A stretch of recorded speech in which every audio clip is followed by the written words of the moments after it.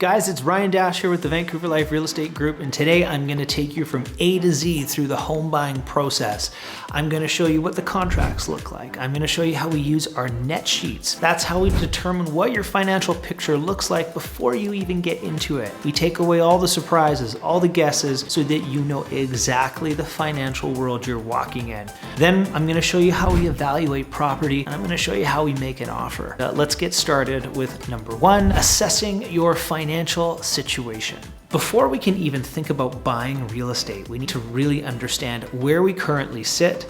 Do we have any money saved? If we don't, how are we going to get that down payment that we need in order to buy a home? Furthermore, you're going to need to be employed. You're going to need to have paid your taxes because no one will lend you money unless those two things are first being done. So you're going to need to show proof of income. And here's the thing, if you're employed, this is pretty easy. You got to show your T4, a couple pay stubs, proof of employment. That's about it for income verification. But if you own your own company, at least here in Canada, you will be required to show the last 2 years of income. It is far more invasive when it comes to those who run their own businesses. Next, I'm going to show you how we use our net sheets.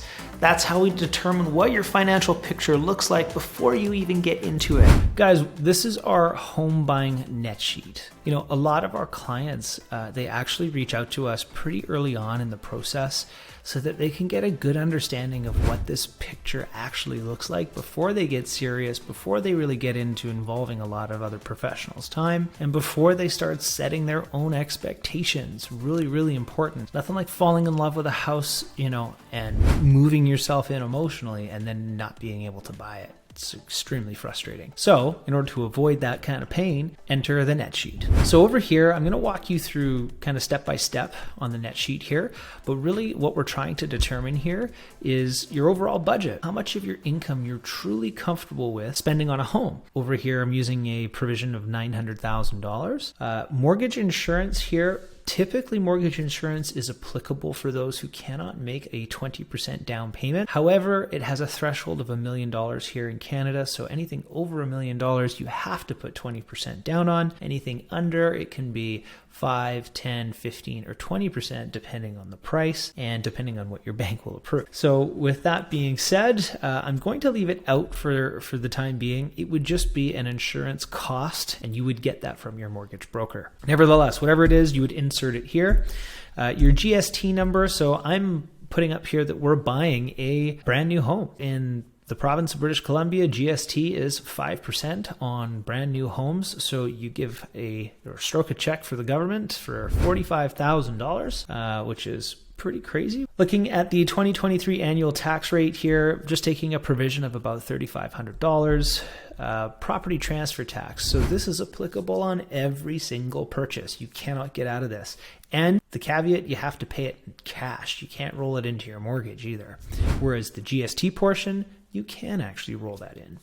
Anyways, so $16,000, it's 1% on the first $200,000, so $2,000.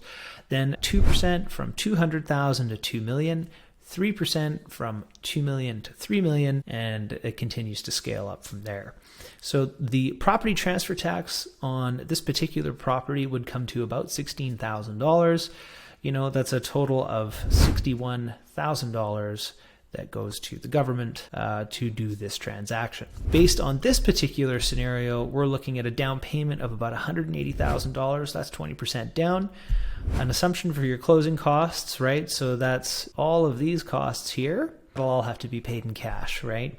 And then you'll have an outstanding balance or an outstanding mortgage of $765,000. So the total cash required, $203,000 when you include your property transfer tax and your closing costs. Okay, so moving over to your monthly payments now, based on a 5.49% interest rate, which we're working through a calculator on this side at 25 years, you're looking at taxes of about $291 a month. You've got strata fees of, let's call it $500, assuming that this is going to be either a duplex, townhouse, or condo. In our market, you cannot find a single family home for $900,000. It simply doesn't exist. You'll have a hydro provision here for $100, insurance of $125, and internet for $125.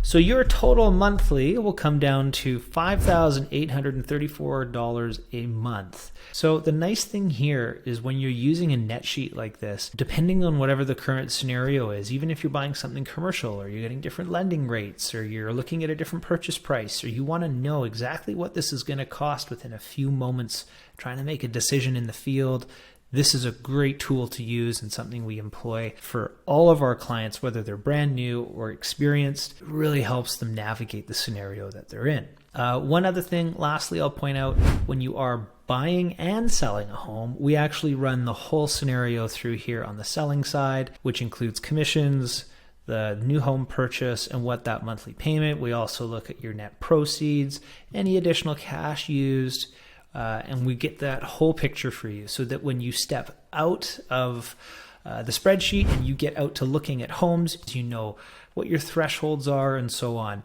It's a really great tool. Let's get on to approving you, getting pre-approved, I should say, for a mortgage.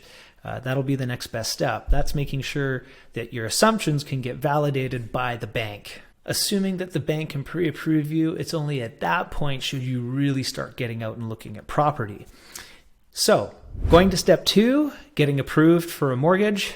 We're going to meet Mikhail here. We're going to talk about the difference between insured mortgages and uninsured mortgages, and typically what you need to provide your mortgage broker to get qualified.